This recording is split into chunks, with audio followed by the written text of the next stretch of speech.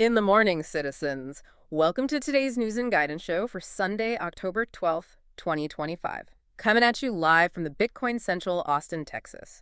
Let's look at today's items. Welcome. And we have, well, an incredibly dense stack of sources today. This is NAG16-10.12.2025. Quite the stack. It really is. It's this perfect storm, you could say, of national political gridlock, some really urgent global cyber threats, and these massive technological leaps forward. And it's all synthesized, interestingly, alongside some deep ethical commentary. Yeah, I noticed that blend. It's quite something. Exactly. So our mission today is critical. We need to cut through the noise, extract the real signal. We want to give you, the listener, the context, the key technical nuggets, the political insights you need to, well, to really make sense of where things stand right now. It is a dizzying collection, isn't it? You look at this material and you see these huge, systemic failures happening right next to amazing human innovations. It's jarring. We're going to be talking about federal power struggles 1 minute, and then boom, we're diving deep into the microscopic mechanics of how AI is rewriting its own rules for efficiency. Right. It really feels like the essential snapshot of 2025,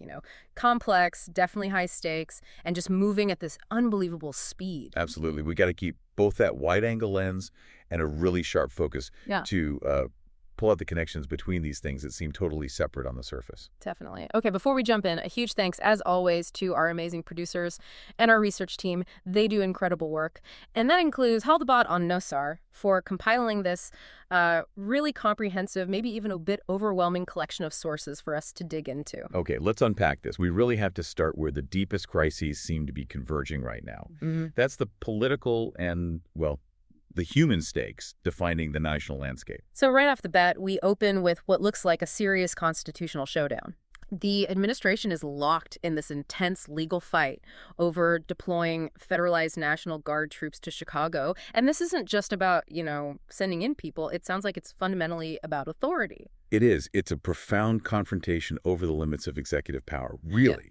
The source material makes it very clear that this specific action was blocked, explicitly blocked, by a federal appeals court just yesterday, on Saturday. Wow. And if we connect this to the bigger picture, like you said, this isn't just some procedural hiccup. It's a fundamental challenge to the federal government's ability to essentially bypass state authority and use military force domestically. Right. We are literally watching a landmark legal conflict unfold about federal preemption versus state sovereignty. It's huge. And why Chicago specifically? Does the context give any clues?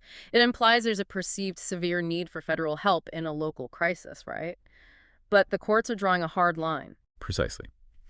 The argument, from what we can gather, revolves around whether the emergency situation cited rises to a level that justifies overriding established legal principles. Right. Maybe invoking something like the Insurrection Act or similar statutes. Gotcha. But the appeals court ruling seems to reinforce the idea that military deployment, even the National Guard when it's federalized, has to stick to strict constitutional limits. It's about preventing that blurring of lines between, say, domestic policing and federal military intervention. The precedent set here, it could define executive power for a generation. Seriously. And speaking of these big federal battles, the government shutdown is still going on. Still going. And its impact seems to be shifting, doesn't it? From just abstract financial damage to, real acute personal crisis for people. We're seeing widespread reports that families of federal workers are really having to tighten their belts, struggling with this prolonged financial strain. Yeah, the shutdown has definitely moved past being just inconvenient. It's become a leverage point, and it's creating genuine economic hardship for thousands of middle-class families. But the consequences, they cascade much further than just federal salaries. The underlying policy dispute that's keeping this gridlock going, it's now directly threatening the stability of the Affordable Care Act marketplaces. Okay, can you elaborate on that? How does a government shutdown directly threaten healthcare premiums? That connection isn't immediately obvious. Well, the source material is, frankly, alarming on this. It says the market stability really relies heavily on continuous funding from Congress and, ongoing action related to managing risk pools and subsidies. Right. So if Congress doesn't act quickly to resolve these outstanding financial issues tied up in the budget, specifically the ones governing the exchanges, then premium costs for people on the ACA are highly likely to go up significantly. That's huge. It really is. It elevates the shutdown from just a fiscal fight to a critical public health and economic crisis for millions who depend on those marketplaces. Hmm. It basically turns this political stalemate into a tangible threat to people's financial planning, their healthcare access. Yeah. It just shows how political inertia can immediately become systemic market risk. Mhm. Hashtag B, international tensions and ceasefire developments. Okay, shifting focus now, let's look overseas. We're seeing this complex dance of global economics and diplomacy playing out. President Donald Trump's administration has really upped the ante, threatening a massive 100% tariff on goods coming in from China. 100%. That's almost like an economic declaration of war, isn't it? It would effectively halt trade in a lot of sectors.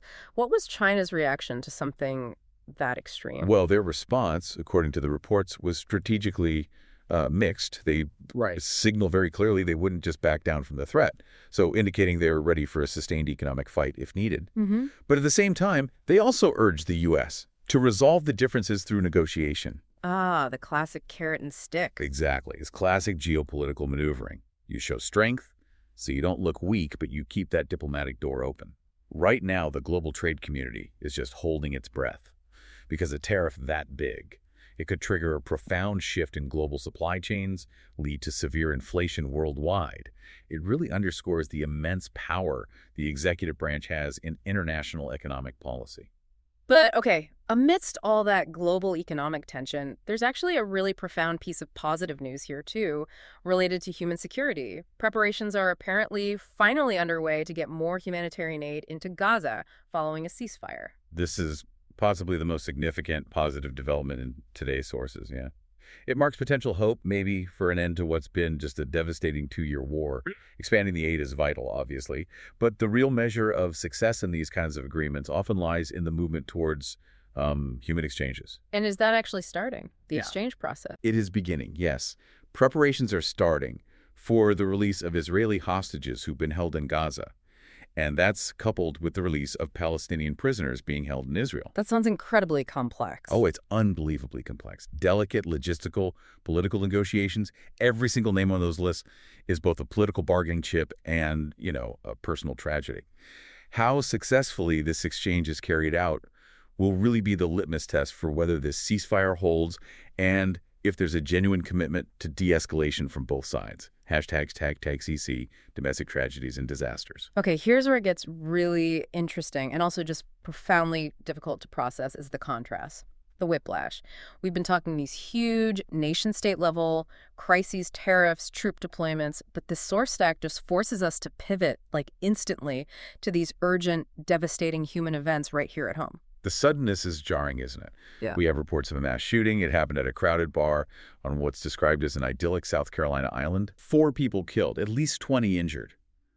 It just highlights that stark reality of sudden, random, violence-shattering communities that people think of as safe havens. The idea that a place known for peace and relaxation can just instantly become a site of profound loss. It's incredibly unsettling. And then on top of that, this industrial catastrophe in Tennessee. Yeah, a blast at an explosives factory. It leveled the entire plant. 16 people killed early Friday. Yeah. And the source specifically notes there were no survivors. It just paints this picture of total catastrophic destruction. That's awful. And this isn't random malice like the shooting. This is industrial risk, tragically realized. It's a really harsh reminder of the physical dangers that are just inherent in industrial economies and the immediate widespread devastation something like this inflicts on families, on the community, even on supply chains. So, okay. We've kind of laid the groundwork now for the simultaneous chaos that's defining this moment, right? We've got constitutional battles, economic warfare, this fragile hope for peace over there, and then absolute tragedy here. This is the environment, the backdrop for our next segment, the digital frontier, because the chaos in the physical world seems mirrored by this hyper-speed innovation and, conflict in the digital one. Right. Let's shift gears to the tech stack. The speed of development here is it's often faster than the news cycle can even keep up with. Yeah. We need to dissect some crucial breakthroughs that are reshaping computing and visual art as well. #A, technological innovation and optimization. We should start with a breakthrough that's entirely focused on efficiency. It's the introduction of the Adaptive Learning Speculator System, ATLAs. For sure. ATLAs? Okay. And it's designed to fundamentally speed up inference for large language models, LLMs. Right, LLMs, the sort of brain of modern AI. And inference, like you said, is when the AI actually generates something, writes text, answers a question. But how does ATLS actually speed that up? And what's this dynamic adjustment part? What makes that revolutionary? Okay, so to get ATLS, you have to understand that LMs don't just pick the one most likely next word. They actually consider hundreds, maybe thousands of possibilities, these tokens, at every single step. That process is called speculation. ATLNs makes that speculation way more efficient. Think of it like a super efficient editor working alongside a writer. Okay. So traditional LLMs might, metaphorically, write 3 whole paragraphs before realizing the first sentence was actually going down the wrong path. That wastes a ton of energy computational power. ATLS dynamically adjusts how the model speculates and how it prunes or cuts out the paths that seem unlikely to work. Ah. It basically focuses the model's computing power only on the most promising lines of thought, and it ditches the dead ends almost immediately. And that dynamic adjustment part, it means the AI learns in real time how aggressive it should be with its pruning, based on how complex the current task is. Wow, okay, that's a huge operational shift. So if the AI is constantly getting better at guessing what to say next and just cutting out the computational waste, the real world impact is enormous, right? Faster results, obviously, but critically, like dramatically lower energy use and running costs for anyone using these massive models. Exactly. It basically makes AI cheaper and more accessible for everyone. Precisely. It's a foundational optimization. Okay, now let's move from optimizing intelligence to optimizing vision. There's this 3D volumetric rendering breakthrough called MacroSplats 2025. MacroSplats 2025. That name definitely sounds like a mix of like tiny details and advanced graphics. What are macrosplats? And what makes them different, revolutionary compared to normal 3D rendering? Well, the innovation here combines 2 things. Macro photography, taking extremely close-up, high-detail photos of tiny objects, Right. with a technique called Gaussian splatting. Now, Gaussian splatting is relatively new itself. It's a graphics primitive that renders incredibly photorealistic scenes. But instead of using traditional polygons or meshes, it distributes these points, the splats, in 3D space. Okay, splats. Got it. And the revolutionary leap here is the result. It can render tiny subjects, like imagine a really complex insect wing or a miniature circuit board with this rich volumetric aesthetic. Yeah. And it does it in real time. Great time. Real time. And volumetric aesthetic means it captures how light and depth interact naturally. It gives this illusion of true physical presence, not like a mesh model that can sometimes look a bit, stylized or fake. Right. So the speed and the quality mean we can now generate these hyper-accurate, instantly viewable digital twins of microscopic things. Think about using that for inspection or manufacturing quality control, or even VR environments, stuff that used to take days of manual 3D modeling. That has massive potential in industrial design, engineering, not just art. Wow. Okay, speaking of focus and efficiency, it seems power users are getting a specific new tool for workflow. And tell us about Rift. Right. Rift. It's a new open source tiling window manager built natively for macOS. Now, tiling managers are really popular in communities focused on intense productivity think developers, data analysts, writers. Why is that? Because they manage your screen real estate automatically, instead of you manually dragging, overlapping, resizing windows. Which takes forever. Exactly. The manager dynamically arranges them into layouts where they don't overlap. Think neat tiles. Oh, that sounds like a dream for anyone juggling dozens of windows at once. It really is. Rift brings that super efficient, keyboard-driven workflow, which was mostly found on Linux before, natively to Apple users. So if you're managing complex code, monitoring multiple real-time data feeds, just being able to snap windows into place with a keystroke, keep precise layouts, it removes a huge amount of mental friction. It's an efficiency tool aimed right at people who practically live in the terminal or need maximum screen organization. Makes sense. And finally, on the innovation front, something very specific but with potentially global impact. Exploring pipelining and PSQL for PostgreSQL 18. Yeah, this might sound super technical, but the impact is really infrastructural. It affects a lot of systems. Think about traditional database interaction like ordering at a fast food drive-thru.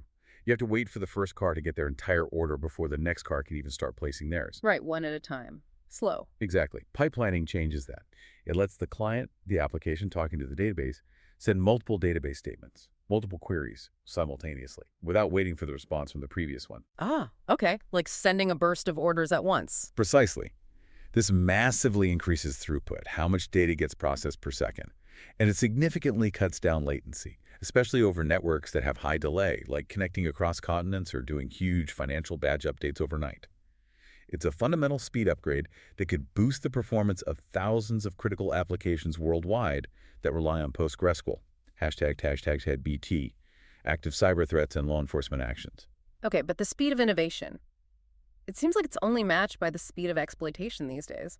We've moved into this world where a vulnerability gets found and weaponized almost instantly, and our sources have an urgent security alert about an active zero-day threat. This is absolutely critical information for anyone in digital security, or really anyone using these systems.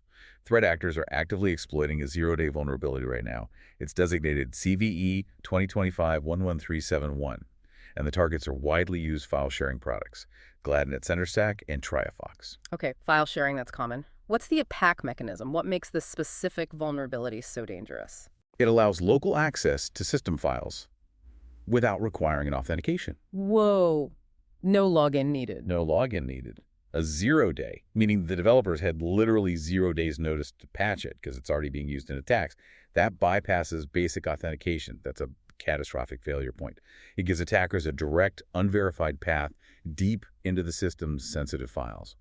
Anyone using those platforms needs to mitigate this immediately, like right now. Okay, that's scary. And adding to the threat landscape, especially on mobile, we have this new Android spyware called Clayrat. Clayrat. Yeah, this is a prime example of sophisticated social engineering meeting technical malice. It's designed to trick victims by pretending to be massively popular, trusted apps. The sources specifically mention WhatsApp, TikTok, and YouTube. So it looks like the real app. Exactly. It exploits the user's trust in those big brands. But once it's installed, Clayrat gives attackers extensive spyware capabilities, full device and data surveillance.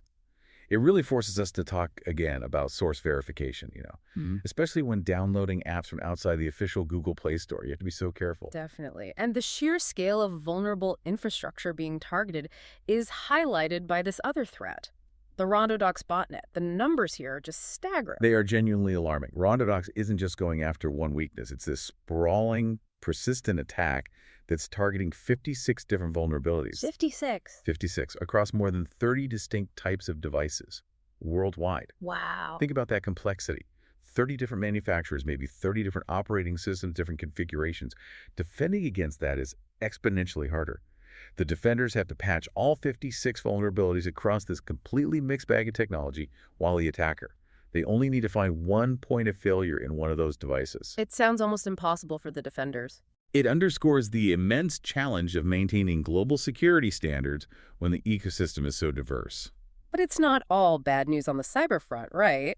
Law enforcement is actively pushing back. We have reports of significant operations. Indeed, we have 2 key takedowns mentioned that show concrete results, which is good to see. First, the Spanish Guardia Civil successfully dismantled a cybercrime syndicate called the GXC team. And they arrested its alleged leader, who went by the name Google Xcoder. Google Xcoder, okay. Yeah, this is a solid win for international police cooperation, disrupting what was likely a high-level organized crime group hitting multiple countries. And the second takedown hits closer to home, maybe impacting the distribution channel for stolen data. Exactly. The FBI seized all the domains for the Breach Forums hacking forum. This is a major blow to the cybercrime ecosystem. Breach Forums, which was run by the Shiny Hunters Group, was essentially the dark web flea market for leaking and selling corporate data stolen in breaches. Right, I've heard of them. By seizing the platform, the FBI basically dries up that supply chain. It stops new leaks from easily hitting the market and disrupts the whole business model of data theft. It's a win that definitely impacts corporate security globally. ###C, quality of life improvement. Okay, let's just pull back for a second from the urgency of 0 days and botnets. There's a small but, I think, meaningful quality of life improvement in the tech world mentioned here, too. This is definitely a welcome change for the average internet user, I think. Yeah. Google Chrome is getting an update. It's going to automatically revoke notification permissions for websites that you haven't visited recently. Oh, thank goodness. Yeah, the main goal is just reducing alert fatigue. We all get bombarded. Seriously. The explosion of intrusive notifications has been a digital pain for years now. Why is automatically printing those permissions so important right now, do you think? Well, think about the environment we just described. We're constantly hit with critical alerts. Maybe it's RondoDocs targeting our systems. Maybe it's a geopolitical crisis flashing on the news. All the noise generated by irrelevant pings from websites we don't even remember visiting. It degrades our focus. It makes it harder to notice and respond to the real threats. That makes sense. So by automatically silencing that digital spam from, abandoned websites or sites we visited once, Chrome is helping users reclaim a bit of their attention. And attention is arguably one of the most valuable resources we have in this hyper-connected world. All right, now let's shift our focus. We've been global, we've been digital. Let's bring it back home to our broadcast location. Austin, Texas, Bitcoin Central. How do these big national and international anxieties actually show up, on the ground locally? Hashtag A, local politics and community safety. Well, those national tensions over federal power and gridlock, they're definitely present here. We have reports of a No Kings protest taking place right at the Texas Capitol here in Austin. No kings. That phrase is pretty loaded, isn't it? Highly symbolic. It connects directly back to that federal appeals court blocking the troop deployment we talked about earlier. It suggests a really strong local feeling, maybe favoring limited government, resistance to centralized authority, whether that's federal overreach or just the political establishment in general. Seems likely. And then, on a much more personal, local level, community safety issues are really dominating the local news coverage right now. The city's grappling with the aftermath of a terrible tragedy. The brother of a South Austin crash victim spoke out publicly, and he revealed some critical new details about the suspect who's been charged with intoxication manslaughter. Oh, wow. Cases like that often become powerful anchors for local policy debates, don't they? What specific discussion has this tragedy sparked in the Austin community? It immediately fueled intense discussion about needing stricter DUI enforcement. That's the main thing. Communities are demanding policy changes. You hear talk about things like mandatory ignition interlocks for anyone with a prior offense, maybe more police staffing for night patrols, better public education campaigns. Right. When a tragic event like this happens, it serves as this undeniable catalyst. It forces local officials to really re-examine the rules and enforcement meant to keep public roads safe from reckless behavior. It connects that abstract idea of law and order to the immediate preventable loss of life. Very powerful locally. Hashtag B sports and media. Okay, on the cultural side, sports often provide that necessary counterbalance, right? Community-focused, shared energy. Austin FC is apparently gearing up for a crucial MLS match against LAFC. Big game. Yeah, and local fans are feeling pretty optimistic about their playoff chances. That injects a lot of excitement into the local scene. And hey, this is Texas, so college football is always going to get attention. Always. Texas A&M's football team climbed significantly in the rankings after a strong game. And that's immediately raising local fan expectations as they head into Week 8. These events, whether it's pro soccer or college football, they provide those shared experiences that kind of bind the city together, even with all the other stresses going on. Yeah, definitely. And something else that reflects Austin's reputation as a business and tech hub, the launch of a new local show, Lifestyle Austin TX, hosted by Katenya McHenry. Right. This new local media venture, it's airing on KBVO, KNVA, and KXAN, and it's specifically designed to spotlight local entrepreneurs and business stories. In a city that proudly calls itself Bitcoin Central, having a media outlet focused on that local innovation spirit, financial success stories, unique local businesses, it seems perfectly positioned to capture that dominant economic identity of the region. Makes total sense. Hashtag weather hazards. Unfortunately, though, not all the local news is about sports or business. We have to acknowledge the persistent and pretty serious weather hazards facing central Texas. Early October brought significant storms. We're talking lightning, serious flooding risks. And the sources seem to emphasize this isn't just a one-off thing, right? It's becoming more like a systemic threat to local infrastructure. That's correct. The source specifically notes that these stormy, rainy conditions, they echo the flooding risks the area saw earlier this year around the July 4th holiday. Yeah. That suggests maybe a worsening pattern of recurring severe weather, and that demands proactive infrastructure planning, resilience efforts. We're seeing the real-time consequences of, meteorological shifts. And there was even a specific visual mention. Yes, a time-lapse video is highlighted. It specifically documented the ongoing weather threats related to flooding down in Kirk County. Visual evidence like that is just a powerful reminder of the immediate, tangible dangers that require local preparation and rapid response. All right. We have covered a lot of ground. International trade wars, local Austin flooding, AI breakthroughs, cyber attacks. Let's pivot now to the realm of pure ideas. What's trending globally? And what's the ethical framework that the source material itself uses to try and make sense of all this chaos? Hashtag ACO. The Bitcoin purchasing power argument. Okay, this is fascinating. This is where that political uncertainty we talked about way back in segment 1 really seems to converge with decentralized technology. Yeah. The top trending item globally right now, #1 on Primal, generating thousands of interactions, replies, likes, reposts, It's sats, engagement. huge global engagement. It's a high-level economic argument being put forward by Jeff Booth. Jeff Booth, okay. And the sheer volume of interaction suggests this idea is really hitting a nerve with people who are feeling maybe financially anxious. What's the core idea? What's captured the collective digital imagination here? The core argument is, well, it's philosophical, but it has immediate practical implications.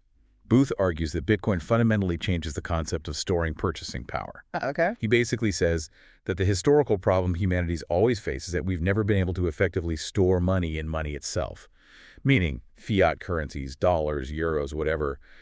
They constantly degrade over time because of inflation, because of centralized control and printing. Bitcoin, in his view, finally solves this age-old problem. Okay, wait, let me just push back on that a little. If the central appeal is storing purchasing power, how does that work with Bitcoin's famous volatility? You know, a 10% price swing in a single day doesn't exactly scream stable storage. That is a crucial counterpoint, absolutely. Yeah. And it's likely why the argument is trending so hard right now. People are actively weighing that short-term volatility against what they perceive as long-term certainty. Booth's argument, as I understand it, isn't about stability day to day. It's about predictable scarcity over decades. Scarcity versus stability? Exactly. He'd argue that fiat systems give you the illusion of stability day to day, but they guarantee long-term erosion of your purchasing power. So when you look at the volatility of fiat itself, rapid inflation in some places, devaluation, currencies being used as political weapons, then the perceived certainty of a mathematically capped supply, even with the price swings, starts to look like the preferable long-term storage option for a global audience grappling with all this uncertainty. So what does this all mean then, connecting it back to our earlier discussion? We talked about those families of federal workers struggling, the threat of rising ACA premiums because the government can't get its act together. It means that global engagement with Booth's idea is likely a direct response to witnessing that kind of systemic failure. The government shutdown, the resulting threat to healthcare costs, they demonstrate the fragility of centralized financial structures that depend on political consensus. So, when trust in the governance of fiat currency drops because of political gridlock, the appeal of a decentralized, mathematically enforced scarcity model like Bitcoin's grows exponentially. It becomes potentially the ultimate hedge against sovereign risk, against political risk.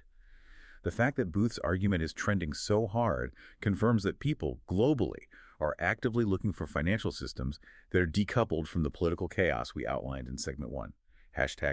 #B, connecting the news to moral guidance. Impartial review.